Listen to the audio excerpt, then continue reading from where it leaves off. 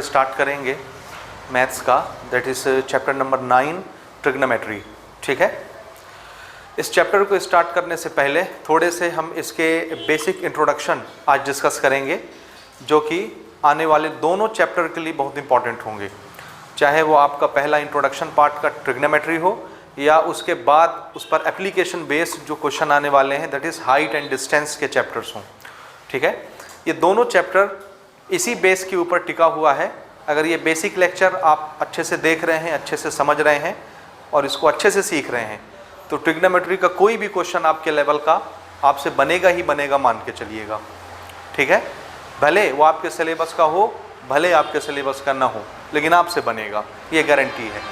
ठीक है, इसलिए बिल्कुल ध्यान से आप एक एक बात को समझेंगे, एक एक चीज़ को समझेंगे, और न सिर्फ समझेंगे बल्कि उसकी प्रैक्टिस भी करेंगे घर में अपने। समझ आई बात? तब जाकर के ये दोनों चैप्टर हमारे कंक्लूड होंगे ट्रिग्नोमेट्री के। तो चलिए हम स्टार्ट करेंगे सबसे पहले बेसिक बातों से कि ट्रिग्नोमेट्री कैसे काम करती है, किस पर काम करती है और इसका यूज़ कहाँ होता है। ठीक है, देखिए मान लीजिए आप यहाँ से कुतुब मीनार देखने जाते हैं। कहाँ है कुतुब मीनार, मालूम है आपको? कहाँ है? चलिए जी के गड़बड़ हो जाएगा ना, न्यू दिल्ली में नहीं है। कहाँ है? जापान में? हाँ ठीक है, कोई बात नहीं। आप कुतुब मीनार देखने जा रहे हैं या माउंट एवरेस्ट देखने जा रहे हैं या एक टावर को देखने जा रहे हैं या एक बहुत लंबी चिमनी है, चिमनी समझ रहे हैं, नीचे चूना बनाया जा रहा है, उसके स्मोक को ऊपर एयर में छोड़ने के लिए लंबी लंबी चिमनियाँ बनाई जाती हैं। कोई भी लंबी चीज़, ऊंची चीज़ आप देखने गए, ठीक है ना, तो हमने कहा कि ठीक है, इस कुतुब मीनार को देखिए या इस चिमनी को देखिए या इस टावर को देखिए या इस पहाड़ को देखिए, माउंट एवरेस्ट को देखिए और हमको बताइए कि इसकी हाइट कितनी होगी। ठीक है, जैसे समझाने के लिए थोड़ा सा समझिएगा ना तो आपको ज़्यादा मज़ा आएगा। ठीक है, सपोज करिए ये ग्राउंड है, ठीक है ना, और ये है आपका टावर, ये कुतुब मीनार, ऐसे। ठीक है, आप यहाँ पर खड़े हैं, ये ठीक है, यहाँ पर आप खड़े हैं और आप इस टावर को या कुतुब मीनार को देख रहे हैं। ठीक, हमने कहा कि ठीक है, यहाँ आप खड़े हैं, इसके टॉप को देखिए, इसके टॉप को आपने देखा, समझ आई बात? और हमने कहा ठीक है, बिना कोई इंस्ट्रूमेंट यूज़ किए हुए, बिना कोई स्केल यूज़ किए हुए, बिना कोई मेज़रमेंट का स्केल यूज़ किए हुए मुझे आप बताइए कि इस कुतुब मीनार की हाइट कितनी होगी या इस टावर की हाइट कितनी होगी। समझ आया बात? अच्छा ठीक है, कोई बात नहीं, हमको नहीं समझ आया ना, फिर से देखिए, ये हमारी बिल्डिंग है, इसमें बहुत सारे फ्लोर हैं, ऐसे बहुत सारे माले हैं, ये दिस इज़ आवर बिल्डिंग। ठीक है, इस बिल्डिंग के टॉप में आप खड़े हैं यहाँ पर। ठीक है, जस्ट इस बिल्डिंग से लगी हुई एक नदी ऐसे बहती है, ये नदी है, इतनी चौड़ी, इसकी चौड़ाई है d, डिस्टेंस कुछ होगा, this is the width of river. ये रिवर कैसे बह रही है? ऐसे जा रही है, समझ आ रहा है आपको? दिख रहा है? ये ऐसे अंदर की तरफ रिवर बह रही है। इस नदी के किनारे एक छोटा सा टेम्पल है, ठीक है, ऐसे एक टेम्पल है और इस टेम्पल के बाहर में बागीचा लगा हुआ है, यहाँ पर एक फ्लावर पॉट रखा हुआ है, ऐसे ये एक फूल लगा है। ठीक है, और आप अपनी छत पर टहल रहे हैं। यहाँ जस्ट आपके घर के बगल से नदी जाती है और जस्ट इस नदी के अदर बैंक में एक टेम्पल है और इस नदी के बैंक में एक फूल खिला हुआ है। आप यहाँ पर अपने छत पर खड़े हैं, हमने कहा कि इस फूल को देखिए, आप यहाँ से इस फूल को देख रहे हैं, ऐसे। ठीक है, हमने कहा ठीक है, देख लिए, हम आपको बता रहे हैं कि आपकी बिल्डिंग की हाइट 10 मीटर है। कितनी? आपकी बिल्डिंग की हाइट कितनी है? 10 मीटर ऊंची बिल्डिंग में आप ऊपर टॉप पे खड़े हैं और वहाँ से खड़े होकर के आप इस फ्लावर को देख रहे हैं। तो ज़रा बताइए तो ये नदी की चौड़ाई कितनी होगी?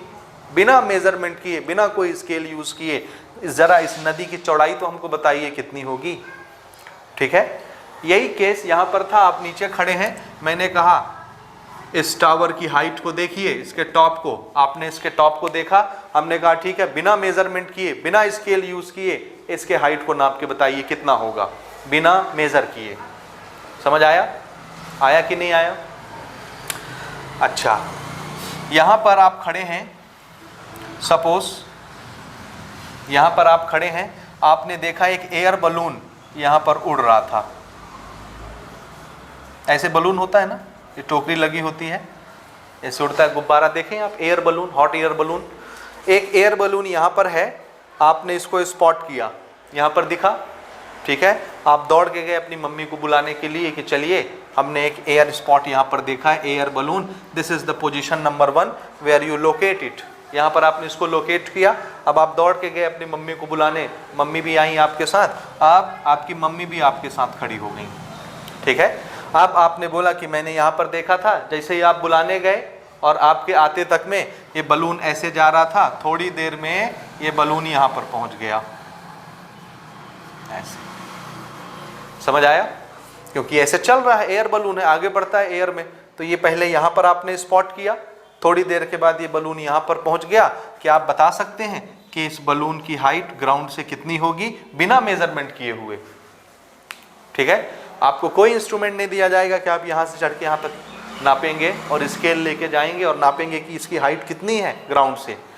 बिना किसी इंस्ट्रूमेंट के हम इसके लेंथ, ब्रेथ, हाइट सारी चीज़ें बता सकते हैं। कोई भी मेजरमेंट हो, हम बिना इंस्ट्रूमेंट के यूज़ के इसको बता सकते हैं, ठीक है। और यही सारी चीज़ कैलकुलेट करने के लिए आपको ये चैप्टर पढ़ाया जा रहा है, दैट इज ट्रिग्नोमेट्री। क्या पढ़ाया जा रहा है? ट्रिग्नोमेट्री। और ट्रिग्नोमेट्री में ही ये सारा ज्ञान आपको मिलेगा कि ऐसी मेजरमेंट हम किस तरह से कर सकते हैं, इन चीज़ों को कैसे नाप सकते हैं विदाउट एक्चुअल मेजरमेंट, ठीक है। ये सिर्फ हमारा प्रिडिक्शन होगा और आप देखेंगे हमारा प्रिडिक्शन बिल्कुल एग्जैक्ट मेजरमेंट हमको देगा, ठीक है। समझ आ रहा है? तो बिना एक्चुअल मेजरमेंट किए हुए हम सबके मेजरमेंट बताएंगे और आप देखेंगे नाप के एग्जैक्ट वही मेजरमेंट आता है। समझ आया? तो ये सारी चीज़ें हम किस में पढ़ने वाले हैं? ट्रिग्नोमेट्री में पढ़ने वाले हैं। आप इस ट्रिग्नोमेट्री के शब्द को ज़रा ध्यान से देखिए, ये शब्द किससे किससे मिल करके बना है? तो आंसर है, ट्रिग्नोमेट्री में आप चाहें तो 2 शब्द मिला लें, आप चाहें तो 3 शब्द देख लें, आप चाहें तो 2 शब्द देख लें। देखिए मैं आपको अलग अलग शब्द इसमें दिखाता हूँ, ठीक है। यहाँ पर देखिए एक शब्द है ये ट्राई। ट्राई हम लोग यूज़ करते हैं 3 के लिए। ट्राई आप लोग यूज़ करते हैं ना, फिजिक्स में, केमिस्ट्री में, या इवन मैथमेटिक्स में भी यूज़ करते हैं कि नहीं? जैसे कि ट्राइंगल, 3 साइड वाला एंगल या 3 एंगल वाला फिगर, ट्राइंगल। तो ये जो ट्राई वर्ड है इसका मीनिंग क्या? 3।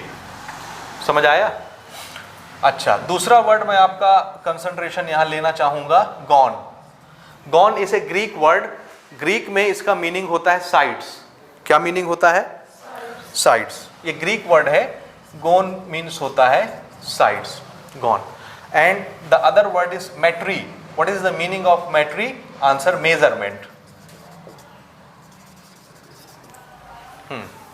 ठीक है, तो जरा ध्यान से देखिए, 3 sides, measurement and combine the 3.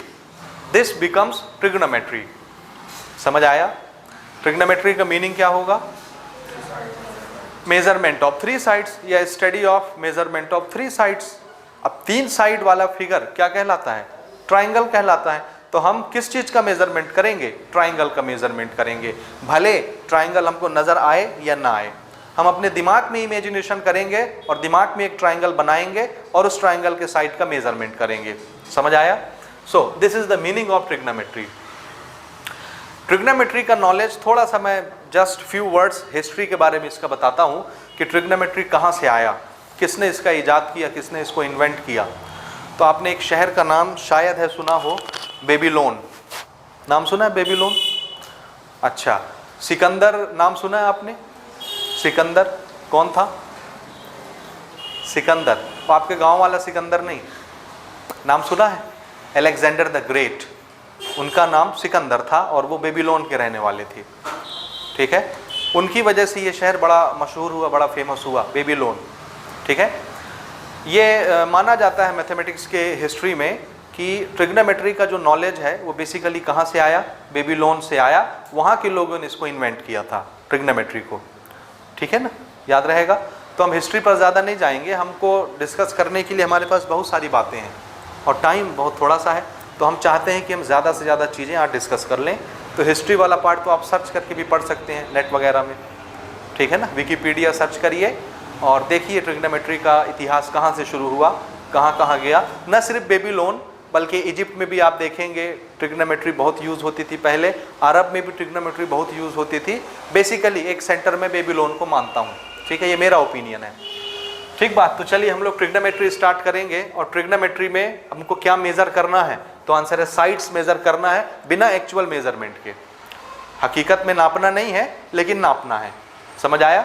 जुगाड़ से, मैथमेटिक्स के जुगाड़ से हम नापेंगे चीज़ों को और इस तरह से हमारी गाड़ी आगे बढ़ेगी। यहाँ तक बातें समझ में आई? तो मैं इसको थोड़ा सा रब करता हूँ और कहानी स्टार्ट करते हैं, ठीक है।